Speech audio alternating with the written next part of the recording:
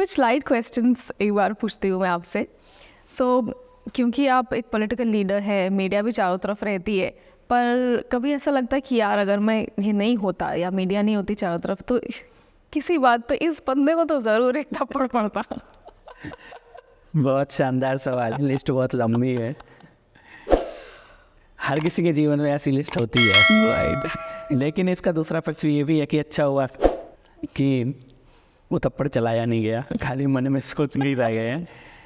तो बहुत लंबी लिस्ट है अदिति, कभी बिना कैमरे के आपको बता दूंगा। पर है ऐसे बहुत सारे, डेफिनेटली हर किसी के जीवन पर ये मतलब पॉलिटिक्स में होने के कारण थोड़े हाथ बंधे हुए हैं कि नहीं कर सकते ये चीज़ें। नहीं, वैसे भी नहीं करना चाहिए।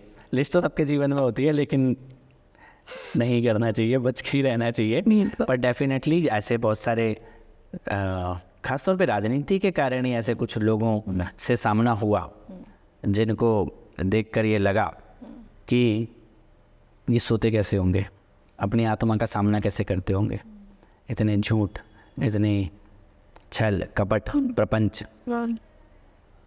के साथ अपने परिवार की आंखों में आंख डाल के कैसे बैठते होंगे, अपने घर में कैसे बैठते होंगे। ये कई बार मेरे मन में आया और मैंने मनीष सिसोदिया को ये बात बोली थी कि सारी दुनिया को झूठ बोल दोगे लेकिन अपने बच्चे को क्या बोलोगे। करेक्ट। तुम्हारा बच्चा तो देख रहा होगा ना कि पिताजी एक छोटे से घर में रहते थे और राजनीति करने आए थे देश बदलने के लिए। आज ये इतना बड़ा बंगला कैसे बन गया, आज ये इतनी गाड़ियाँ कैसे आ गई हैं। अपने बेटे की आंख में आंख डाल के कैसे बोलोगे, अपने बच्चों का सामना कैसे करते होगे।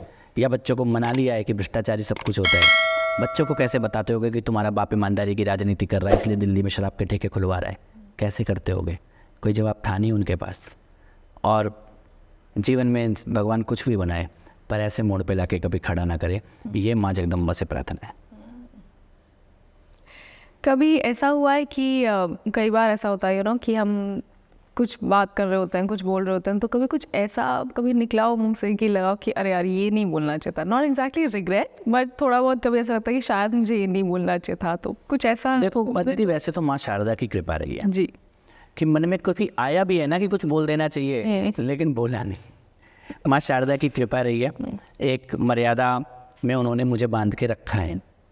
बहुत आक्रोश में भी मर्यादा की उस सीमा रेखा को लांघने से माँ शारदा ने रोका हुआ है। मेरा इसमें मैं ये नहीं कहता कि मैंने रोका हुआ है। जिस दिन उनकी कृपा हटी उस दिन वो गलती हो जाएगी।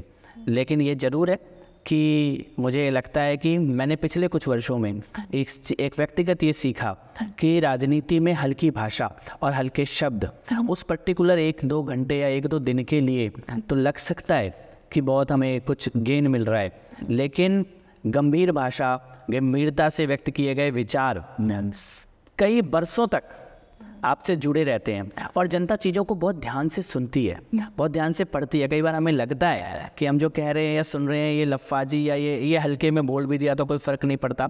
जैसे दोस्तों के बीच में जिस तरह की बातें होती हैं ऐसी समाज में भी।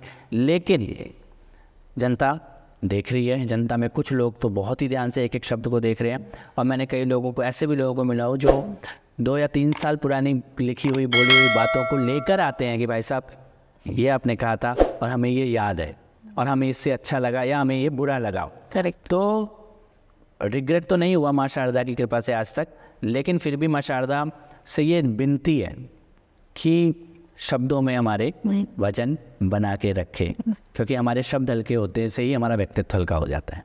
ट्रू।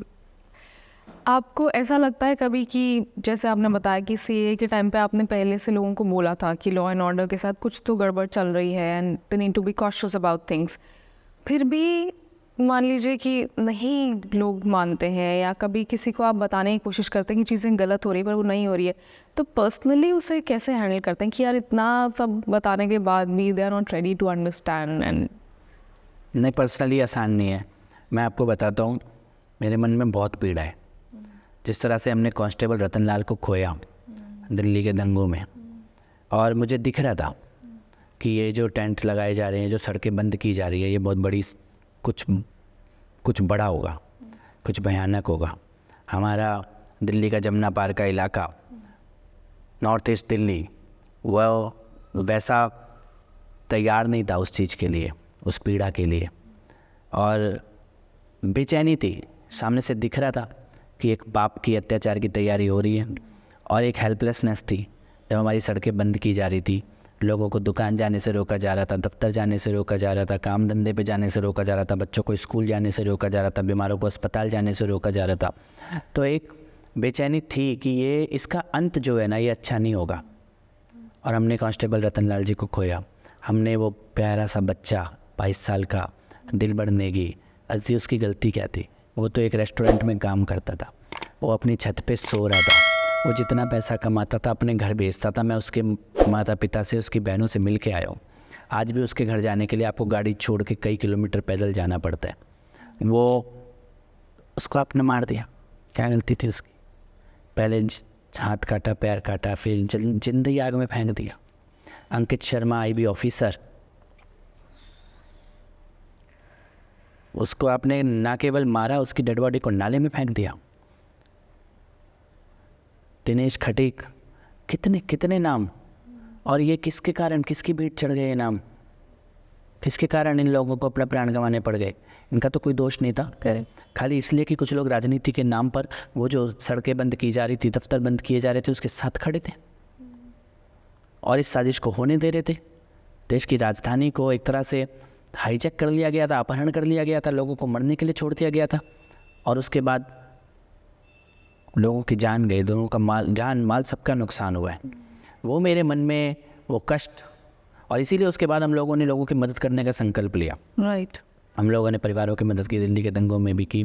ईश्वर ने हमें इस लायक बनाया कि हमारे कहने पर कन्हैया लाल जी के परिवार की भी मदद हुई, उमेश कोले जी के परिवार की भी मदद हुई, प्रवीण नेतारू जी के परिवार की भी मदद हुई, दुमका में अंकिता के परिवार। लेकिन इन सब परिवारों के लोगों से जब मैं मिलता हूँ तो मेरे मन में ये आता है कि भारत की राजनीति में कुछ लोग कितने स्वार्थी हो चुके हैं कि आंखों के सामने हमारे मरते हुए बेटे और बेटियों को देखने के बाद भी उनका दिल नहीं बदल रहा। उसके बाद भी वो मारने वालों को पीड़ित बता रहे हैं और मरने वालों को अपराधी बता रहे हैं। ये तथाकथित सेकुलरिज्म का जहर हमारे कितने बेटे बेटियों के प्राण नील चुका है। इसकी अगर कभी बात की जाए, मेरे को लगता है ये इतिहास का सबसे काला सच है, भारत के इतिहास का।